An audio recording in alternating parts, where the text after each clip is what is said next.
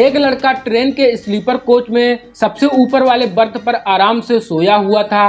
Train रुकती है और रुकने के बाद जब वह अचानक से फिर से चलने लगती है, तब उस लड़के का जो कि काफ़ी देर से ऊपर वाले बर्थ पर सोया हुआ था, उसकी नींद खुल जाती है। और जब नींद खुलती है तब वह नीचे देखता है तो नीचे वाले बर्थ पर उसकी पत्नी, जिससे कि 6 साल पहले तलाक हो चुका था, वह उसी तरह नीचे वाले बर्थ पर एक कम पैसे की साड़ी पहने कर बैठी हुई थी और इस बदहालत में बैठी हुई थी और ऐसा कुछ सोच रही थी कि मानो उसके जीवन में बहुत बड़ा कुछ घटना घट गया हो या नुकसान हो गया हो, या फिर कहें तो उसके जीवन में कुछ ऐसा प्रतीत हो रहा था जैसे उसका कुछ बहुत बड़ा खो गया हो। और उस लड़के का नाम अभिषेक होता है और जो उसकी पत्नी जो वहाँ नीचे बैठी हुई थी, जिसके पत्नी का नाम रोशनी था। आदाब, नमस्कार, सत श्री अकाल, जय हिंद दोस्तों, आप सभी का स्वागत है फिर से एक नई वीडियो में। मैं छोटू भैया आज की जो सच्ची घटना मैं आपको सुनाने जा रहा हूँ, ये सच्ची घटना है और अभिषेक उत्तर प्रदेश के गोरखपुर का रहने वाला था और वह लड़की भी गोरखपुर की रहने वाली थी और वह गोरखपुर से कानपुर जा रही थी।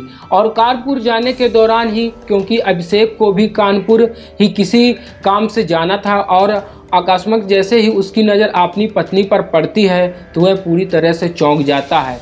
और जब उसकी पत्नी, जिस तरह से उसका नाम रोशनी था, अभिषेक ऊपर से नीचे आकर बैठ गया, तब वह उस अभिषेक को अनदेखा करने लगती है, करने की कोशिश कर रही थी, या फिर यूं कहे कि वह बाहर की खिड़की की ओर देख रही थी, विंडो की ओर देखने लगती है और ऐसा प्रतीत कर रही थी कि मानो उसने अभिषेक को देखा ही नहीं हो। अभिषेक नीचे की रोशनी के पास आकर बैठता है और बैठने के बाद रोशनी से कहता है कि आप ऐसा इस हालत में कहाँ जा रही हो और आपने ही हाल में कैसी कर रखी हो, ये क्या आपने अभी तक शादी नहीं की? तब थोड़ी देर बाद अभिषेक की बातों का रोशनी अभिषेक की ओर देखती हुई रिप्लाई करती है और ना में सर हिलाती है और कहती है कि ना मैंने अभी तक शादी नहीं की, क्या आपने शादी कर ली? और वह इतना सुनते ही अभिषेक भी ना में सर हिला देता है। और इसके बाद जब रोशनी तो उसे देखती है और कहती है ना मैं भी शादी नहीं की। हालांकि थोड़ी देर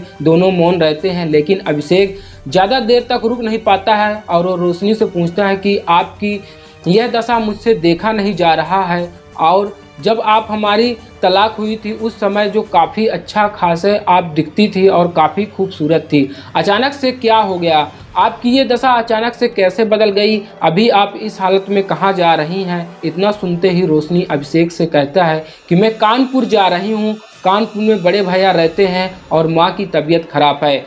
माँ का जो इलाज है जो कानपुर में ही चल रहा है, तो बड़े भैया जी अपने पास माँ को रखते हुए हैं और वहीं उनका ट्रीटमेंट हो रहा है। और माँ हमारी बात हुई थी कि तो माँ हमने कहा था कि बेटी आप भी आ जाओ और देखने का मन कर रहा है, तो मैं जा रही हूँ और उससे मिल भी लूँगी और जब मैं उसके पास जाऊँगी तो उसको देखने का भी मौका मिल जाएगा। लेकिन अब कहाँ जा रहे हो? तो अभिषेक कहता है मैं भी कानपुर ही जा रहा हूँ एक काम से, मैं अपने ही काम से कानपुर जा रहा हूँ। और संयोग देखो कि हम दोनों संयोग से कानपुर ही जा रहे हैं और एक ही ट्रेन में हैं और ऊपर नीचे हम दोनों बैठे हुए हैं। अब सिलसिले को लेके इन दोनों में बातचीत चल रही थी। दोनों अपने अपने फैमिली के बारे में डिस्कशन कर रहे थे, अतीत के यादों को भी आपने एक दूसरे के साथ साझा कर रहे थे और इन दोनों ने कैसे 6 साल तक एक दूसरे को बिना व्यतीत किए इन बातों पर भी चर्चा कर रहे थे। और इसी बीच आइसक्रीम बेचने वाला वहां पर आ जाता है और जैसे ही आइसक्रीम बेचने वाला आता है तो अभिषेक कहता है कि रोशनी क्या आइसक्रीम खाओगी? ये तुम्हारी काफ़ी फेवरेट हुआ करती थी। इस बात पे रोशनी कहती है अरे ओ, अब उन अतीत की बातों पर क्या याद करना, हाँ आइसक्रीम तो मेरा फेवरेट था ही, लेकिन मैं अभी आइसक्रीम नहीं खाऊंगी। इस बात पे अभिषेक कहता है कि नहीं आइसक्रीम तो आपको खानी ही पड़ेगी। तब रोशनी कहती है आइसक्रीम तो मैं खाऊंगी लेकिन एक शर्त पे खाऊंगी। तब अभिषेक बोलता है कि हाँ क्या शर्त है? आप अपनी शर्त बताओ। रोशनी कहती है कि शर्त ये है कि इस आइसक्रीम के जो पैसे दूंगी। तो अभिषेक कहती है कोई बात नहीं। उस आइसक्रीम वाले से 2 आइसक्रीम रोशनी लेती है और ख़रीदती है। एक आइसक्रीम खुद लेती है और दूसरा आइसक्रीम अभिषेक की ओर बढ़ा देती है। और उसके बाद दोनों आइसक्रीम खा रहे थे और आइसक्रीम खाते खाते ये दोनों अपने अतीत की यादों में पूरी तरह से घुल मिल जाते हैं और तरीके से खो जाते हैं। कभी हंसी, कभी मुस्कुराते हैं, कभी मायूस हो जाते हैं। मतलब यूँ कहें कि पूरी तरीके से ये दोनों का जो समय व्यतीत हुआ था वह अतीत की बातों में दोनों चले जाते हैं और जाने के बाद उस समय को याद करने लगते हैं। अतीत की यादों में पूरी तरीके से ये खो जाते हैं। और कभी ऐसा प्रतीत होता है कि इन दोनों की आंखों में आंसू भी आ जाते हैं। आइसक्रीम खाने के बाद अभिषेक बोलता है कि चलो आइसक्रीम तो हमने खा लिया है और अगर और भी खाना है तो बोलो। इस बात पे रोशनी बोलती है नहीं, आप ही तो कहा करते थे कि ज़्यादा आइसक्रीम खाने से खांसी हो जाती है, सर्दी हो जाती है। अब इन दोनों का सफ़र आगे की ओर बढ़ रहा था। गोरखपुर से ये दोनों कानपुर जा रहे थे क्योंकि अभिषेक और रोशनी की शादी अरेंज मैरिज हुई थी और परिवार वालों की सहमति से हुई थी। ये दोनों अपने लाइफ में काफ़ी ज़्यादा खुश थे, लेकिन सबसे बड़ा जो प्रॉब्लम था ना, अभिषेक काफ़ी ज़्यादा ड्रिंक करता था और जब वो ड्रिंक करता तो वो किसी की बात सुनता नहीं था। रोशनी की भी बात नहीं सुनता था। ड्रिंक करने के बाद पूरी तरीके से अपनी पत्नी के साथ मारपीट किया करता था और उसके इस व्यवहार से ना तो घर वाले खुश थे ना ही गांव वाले खुश थे। सब लोग तमाम तरह की बातें बोला करते थे और रोशनी बार बार अभिषेक को समझाने की कोशिश किया करती थी कि वो शराब छोड़ दे, जुआ छोड़ दो खेलना और गंदे मानसिक वाले दोस्तों के साथ भी रहना छोड़ दो। लेकिन जो अभिषेक कहाँ मानने वाला था, वो रोज़ दिन भर सही रहता, लेकिन जैसे ही शाम होता तो वह निकल जाता। 6 बजे के आसपास वह इधर से शराब पी के 10 बजे आता और पूरी रात जैसे ही शराब का नशा उसके ऊपर चढ़ता तो वो पूरी तरीके से पागलों की तरह रिएक्ट करने लगता था और अपनी पत्नी रोशनी को बड़े बुरे तरीके से मारता पीटता। आइसक्रीम खाने के बाद दोनों में चर्चाएँ और ज़्यादा बढ़ जाती हैं। तब अभिषेक रोशनी से कहता है कि रोशनी क्या थी और क्या हो गई हो, खाने पीने पर ध्यान नहीं देती हो क्या? पूरी तरीके से आपका जो शरीर है सूख चुका है। ऐसा प्रतीत हो रहा है कि खाना पीना आपको मिल नहीं रहा है। मुझे ऐसा प्रतीत हो रहा है कि आप खाना पीना नहीं खाती हैं। ये सच है। इस बात पे रोशनी कहती है कि मैं दिल्ली के मुखर्जी नगर में रहकर यूपीएससी की तैयारी करती हूँ और वहीं पे एक स्कूल है, वहाँ पे 4 घंटे पढ़ाने के लिए भी जाती हूँ। इसके बदले में सुबह हमको 15,000 रुपये मिल जाते हैं। और इस पे अभिषेक कहता है कि तुमने तो बहुत बड़ी गलती की। जब हमारा तुम्हारा तलाक हुआ था तब जज साहब ने 20 लाख रुपए देने के लिए मुझसे कहा था, लेकिन जब जज के आर्डर के बाद भी आपने पैसे नहीं लिया, तो आपने पैसे लेने से इनकार कर दिया। तब उस समय काश आपने हमसे 20 लाख रुपए उस समय अगर ले लिए होती तो आज तुम्हारा खुद का स्कूल होता। तब रोशनी कहती है अगर मैं आपसे 20 लाख रुपए उस समय ले लेती और लेने के बाद में अपना खुद का स्कूल चलाती तो मेरी ईमान सबसे कहती कि आखिर आज तुम उसी के पैसे पर तो पल रही हो, इसीलिए उस समय मैंने पैसा लेना उचित नहीं समझा। आखिरकार भगवान ने मुझे भी 2 हाथ पैर दिए हैं। जब आप कमा सकते हो तो मैं क्यों नहीं कमा सकती हूँ? अभिषेक कहता है कि चलो कोई बात नहीं, ठीक है। थोड़ी देर दोनों शांत रहते हैं। थोड़ी देर के बाद अभिषेक कहता है कि रोशनी मैंने अब पानी पीना भी छोड़ दिया है, गलत लोगों की संगत में भी रहना छोड़ दिया है। आपसे अलग होने के बाद परिवार के साथ साथ गांव वाले भी बहुत बड़ा भूला कहते थे और लोग कहते थे कि इसकी पत्नी साक्षात लक्ष्मी थी, लेकिन यह बदनसीबी शराब और जुए में मस्त रहता था। आज देखो इसकी पत्नी अनंत है, इसको छोड़कर चली गई है। और कई लोग ताने को सुनाकर मैं पूरी तरीके से तंग आ गया था। मुझे समझ में नहीं आ रहा था कि मैं क्या करूं। अंततः उन लोगों के ताने के बचने के लिए मैं दिल्ली चला गया और दिल्ली में महिलापुरा में एक जगह, उसी जगह पर एक मोबाइल की दुकान था और उसी दुकान में काम करने लगता हूं। और जब मैं गांव से दिल्ली आया तो धीरे धीरे वैसे गलत लोगों का संगत छूट गया और जब उन संगत छूट गया तो एक समय ऐसा भी आया जब शराब जुआ जिनसे भी हमारे अंदर अवगुण आने वाले थे, हमारा सारा का सारा गुण छूट गया है। बात इस पर रोशनी कहती है और तुम शराब छोड़ दोगे, ऐसा मुमकिन नहीं है, ऐसा मान ही नहीं सकती हूँ। और खैर तब चीज़ों पर मुझसे क्या मतलब, हम कौन हैं आपके। मना कर रहे थे या कुछ भी बोले तो हम दोनों के सुखद जर्नी का सुखद एहसास अब से यहाँ कुछ ही देर पर ख़त्म हो जाएगा और बच जाएगी तो यात्रा की यादें बच जाएंगी। इस बात पे अभिषेक थोड़ा सा मायूस होता है और मायूस होने के बाद वह रोशनी से कहता है, वो अलग बात है कि मैं भी समझ रहा हूँ, लेकिन मैं आपको सच बोल रहा हूँ, मैंने शराब पूरी तरीके से छोड़ दिया है। आपको भरोसा नहीं है तो मैं आपकी कसम खा के बोलता हूँ कि मैं शराब छोड़ दिया हूँ। इतना बोलते ही रोशनी कहती है, मैं कौन होती हूँ जो आप मेरी कसम खा रहे हैं। तब इसे एक बोलता है, मैं कसम इसीलिए खा रहा हूँ ताकि आपको ट्रस्ट हो जाए, भरोसा हो जाए और विश्वास हो जाए। आपको अगर भरोसा नहीं है तो मैं अपनी मरी हुई माँ की कसम खा लेता हूँ और बोलता हूँ कि मैं शराब पूरी तरीके से छोड़ दिया हूँ।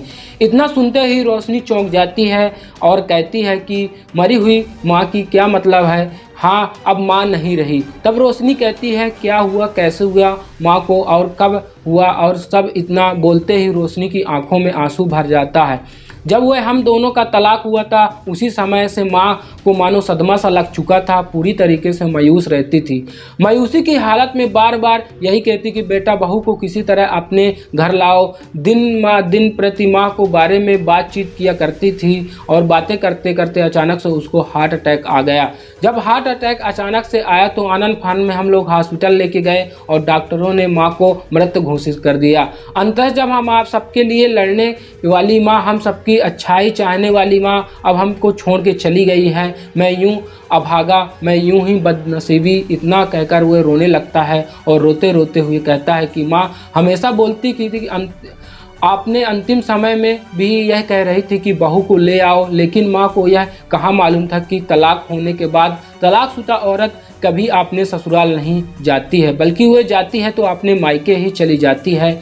माँ के मरने के बाद लगभग 4 साल बीत चुके थे।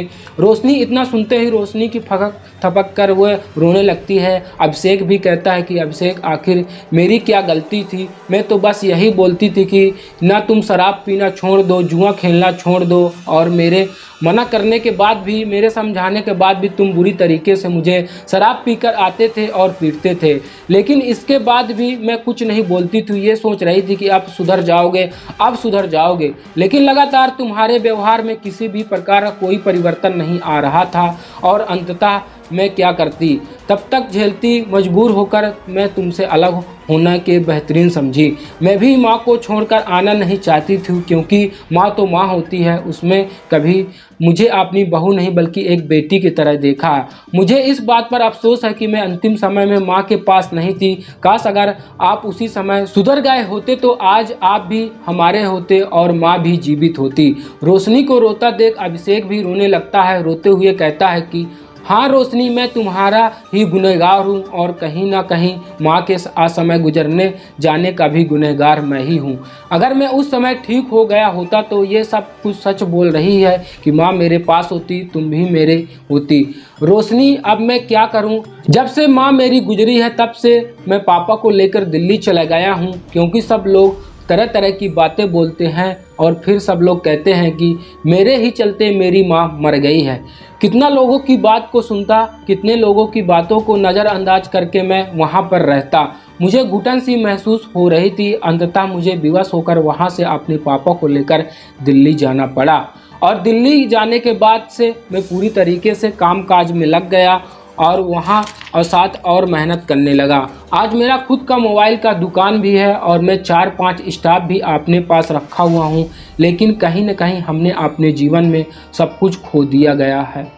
और ना कि जिस पर्सनल को, जिस शख्स को अगर आप उसके माँ का ही प्यार नसीब नहीं होता, सब कुछ पाकर भी मानो उससे कुछ भी नहीं मिला है। रोशनी कहती है कि रोशनी, अब मैं अकेला हूँ, खुद खाना बनाता हूँ और खुद खाना बनाने के बाद खुद खाता हूँ, अपने पापा को भी खिलाता हूँ जब मैं पूरी तरीके से पापा के लिए ही समर्पित हूँ, और अगर मैं जीता हूँ तो सिर्फ अपने पापा के लिए जीता हूँ। सब कुछ है मेरे लाइफ में, लेकिन सब कुछ होने के बाद भी कुछ भी नहीं है। इतना सुनने के बाद रोशनी कुछ नहीं बोलती है, लेकिन अंत में फिर अभिषेक रोशनी से कहता है कि क्या आप क्या करती हो, क्या विचार है लाइफ में? तब रोशनी कहती है कि मैं दिल्ली मुखर्जी नगर में रहकर एक 4 घंटे की क्लास देती हूँ और स्कूल में वहाँ से मुझे 15,000 मिलते हैं, और इसके बाद 4 घंटे के बाद भी जो समय मुझे मिलता है मैं पूरा समय अपने यूपीएससी की तैयारी में लगाती हूँ। मेहनत से लगातार कर रही हूँ, अब भगवान जैसा चाहे वैसा होगा, और मेरा काम मेहनत करना है, मैं तो मेहनत करते जा रही हूँ। तब अभिषेक कहता है कि हमसे बहुत बड़ी गलती हो गई है, बहुत बड़ी भूल हो गई है, आपकी हर समस्या का समाधान मेरी दूसरी तरफ निकलता है, और इसी तरह नतीजा है कि हम दोनों के बीच लगातार दूरियां बढ़ती गईं और अंततः इतनी दूरियां बढ़ गईं कि हम दोनों एक दूसरे के लाइफ से सदा के लिए अलग हो गए। और आपके जैसी पत्नी पाकर कोई मूर्ख ही होगा, आपको ठुकराएगा, हम तो मूर्ख से भी ज़्यादा मूर्ख निकले। अब इतना सुनते ही रोशनी तो समझ ही रही थी कि अभिषेक के मन में क्या ज़रूर कुछ ना कुछ तो चल रहा है, और अभिषेक भी इस बात के भली भांति समझ रहा था कि रोशनी के मन में ज़रूर कुछ न कुछ तो बातें, धीरे धीरे बातें करते करते कानपुर स्टेशन आ जाता है। और जब अभिषेक और रोशनी दोनों उतर जाते हैं, अभिषेक पूछता है कि 2 दिन बाद आप कितने बजे उधर से वापस आओगी? तब रोशनी कहती है कि अभी तो मैं यहीं हूँ, आज कल माँ के पास रहूँगी, माँ बीमार है, माँ की देख रेख करूँगी और माँ के साथ समय व्यतीत करूँगी, माँ की सेवा संस्कार करूँगी। 2 दिन के बाद फिर वापस मैं आऊँगी, सीधा दिल्ली से मुखर्जी नगर चली जाऊँगी, लेकिन कोई नहीं, परसों सुबह 8 बजे ही मैं वापस स्टेशन आ जाऊँगी। दोनों निर्णय लेते हैं कि जब ये दोनों वापस होंगे, चूँकि दिल्ली के मुखर्जी नगर में उसकी पत्नी रोशनी को भी जाना था और अभिषेक तो दिल्ली में ही रहता था, तो दोनों ने प्लान करते हैं कि क्यों ना हम दोनों अपने अपने काम को करके वापस लौटे तो एक ही साथ दिल्ली जाएंगे। अभिषेक कहता है कि अगर आप बुरा ना मानो तो हम 2 टिकट कर देता हूं। तब रोशनी कहती हैं, अरे आप बड़े लोग हैं, बर्थ एसी में कैसे, सेकंड एसी में, फर्स्ट एसी में चलने वाले लोग हैं, मैं कहाँ, मेरी उतनी औकात नहीं, मैं स्लीपर में चलती हूँ, टिकट मिलेगा तो ठीक है, नहीं मिलेगा तो मैं जनरल डिब्बे में चली जाऊँगी, मुझे तो जाना ही है। तब अभिषेक कहता है, मुझे अब इतना भी शर्मिंदा मत करो, जैसा होगा मैं देख लूँगा।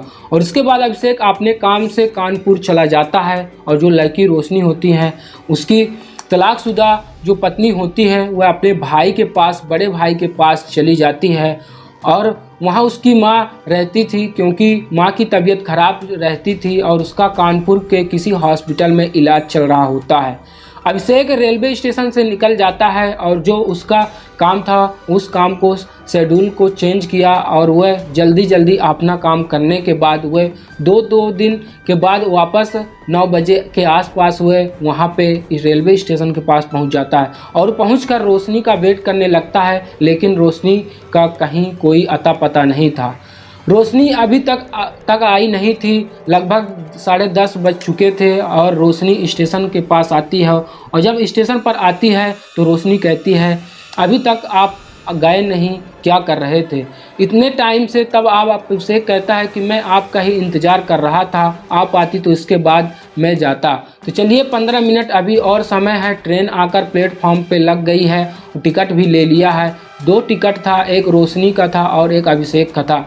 दोनों उस ट्रेन में जाकर बैठते हैं, प्लेटफॉर्म पे आती है ट्रेन, फिर जब वहाँ से खुलती है या चलती है तो दिल्ली के लिए वो जब अगले स्टेशन पर जाकर ट्रेन रुकती है तब वहाँ पर आइसक्रीम वाला फिर आता है। इसके बाद आइसक्रीम वाले को अभिषेक बुलाता है, और बुलाने के बाद रोशनी से कहता है कि आइसक्रीम ही अब आपकी कमज़ोरी है, और इसके बाद आइसक्रीम नहीं खाएगी। तो तब रोशनी हंसने लगती है, ज़ोर ज़ोर से हंसते हुए कहती है, मैं तो आपको मना किया था, मैंने तो ये भी नहीं कहा था कि आप टिकट मत कीजिए, तो आप मेरी कौन सी बात मान रहे हैं? और मैंने तो ये भी कहा था कि आप शराब पीना छोड़ दीजिए, लेकिन आप मेरा कौन सा बात माने?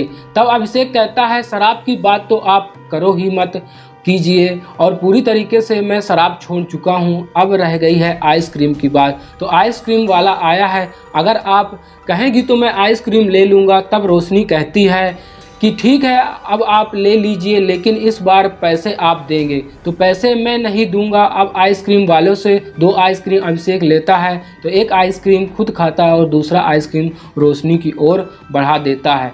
दोनों आइसक्रीम खाने लगते हैं और इसके बाद ट्रेन फिर से वहाँ से चलती है। और इसी बीच अभिषेक पूछता है कि रोशनी ये बताइए आप माँ ठीक है? तब रोशनी कहती है हाँ पहले से अब बहुत ज़्यादा ठीक है।